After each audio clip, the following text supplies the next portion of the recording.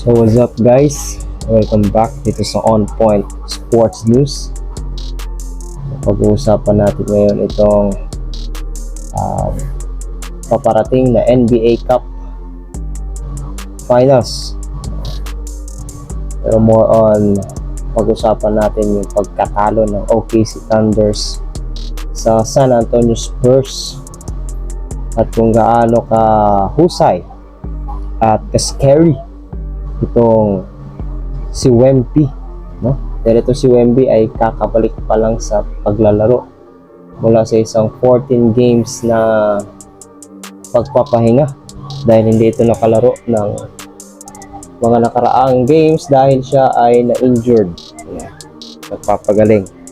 Kung hindi ako nagkakamali ay yung left calf strain yung kanyang injury. Pero fortunately nakabalik na si Wemby sa NBA Cup semifinals, kaya talagang mas nakakatakot ngayon ng Spurs. No, nung nakaraan ang tinalo ng Spurs sa NBA Cup tournament ay ang team ni LeBron James na may Luka Doncic, no? At saka si Austin Reeves. Ay, hindi pala naglaro noon si Austin Reeves. O naglaro ba? Pero natalo ng San Antonio Spurs ang Lakers kahit wala si Victor Wembanyama. Pero noong semifinals na, kalaban ng 24-1 na OKC Thunders, at kumpleto pa ito kasi andyan si SGA, si Jalen Williams, si Alex Caruso, si Lu Dort, at yung sinasabi nilang rival daw ni Wemby na si Chet Holmgren, no? Ang NBA Cup finalist ng nakaraang taon at NBA champion last year, last season na OKC Thunders. Kompleto sila pero tinalo pa rin ng San Antonio Spurs. Crucial ang naging laban. At itong si Victor Wembanyama ay hindi siya na kasama sa starting lineup dahil nga meron siyang minutes restriction. Hindi siya pwede maglaro ng babad, kaya limited lang yung kanyang playing time sa court. Pero sa tuwing pumapasok si Victor Wembanyama ay malaki ang nagiging impact ng team ng San Antonio Spurs kapag siya ay naglalaro sa loob. Sa loob ng 21 minutes na playing time ay nakapaglaro itong si Wembanyama ng 21 minutes, no? Nakapagtala naman ito ng 22 points. Doon sa umpisa ng laban medyo rusty si Victor Wembanyama kasi nga kakalaro niya lang ulit, pero nakapagtala pa rin ito sa buong game ng 22 points.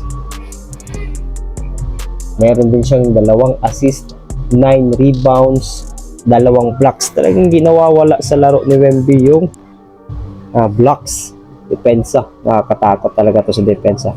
Gaya nga lang sinabi ni Lou Williams, si Wemby ay malaki ang impact sa depensa gaya ng NBA legendary center na si Shaquille O'Neal, dahil hindi ka daw makakapag layup ng maayos kapag nandoon si Wemby sa ilalim ng ring.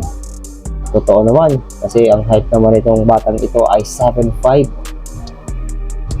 Kahit 21 minutes lang yung kanyang nilaro, nakakuha pa rin siya ng 9 rebounds at 2 blocks. Hindi lang si Wemby ang gumawa sa nakaraan nilang laban, kundi maging si De'Aaron Fox, si Stephen Castle, at yung mga crucial shots, crucial 3-pointers ni Devin Vassell na mayroong 23 points. Si Castle naman at si Fox ay may 22 points. At 4 na player ng Spurs ang nagtala ng 22 plus points. Kaya talagang nakakatakot itong San Antonio Spurs, lalo na kung healthy itong kanilang main man na si Victor Wembanyama.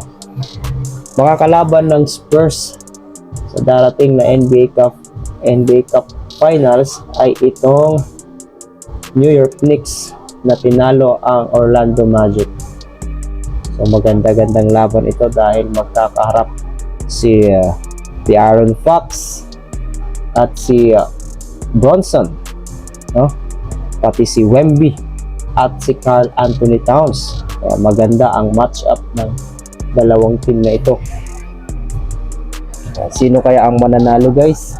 Ano pa ba ang dapat i-improve ng San Antonio Spurs? Actually, parang wala na silang dapat na i-improve. Siyempre meron pa, pero parang halos kompleto na yung laruan itong San Antonio Spurs.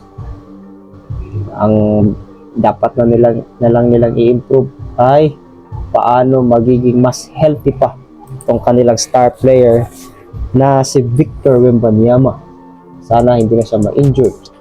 Meron din silang Harrison Barnes na NBA veterano na ito. Siguro konting na lang ito, konting trade. May mga usap-usapan pa na mapupunta dito si Giannis Antetokounmpo.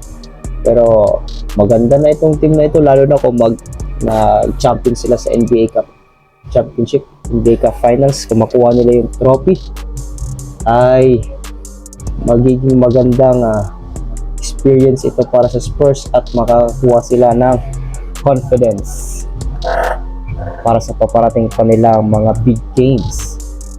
Para sa inyo, sino kaya ang mananalo sa laban ng San Antonio Spurs at New York Knicks?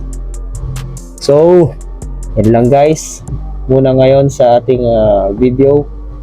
At kung gusto nyo pang makinig ng iba pang sports balita, ay patuloy ninyong subaybayan itong On Point Sports News. Peace!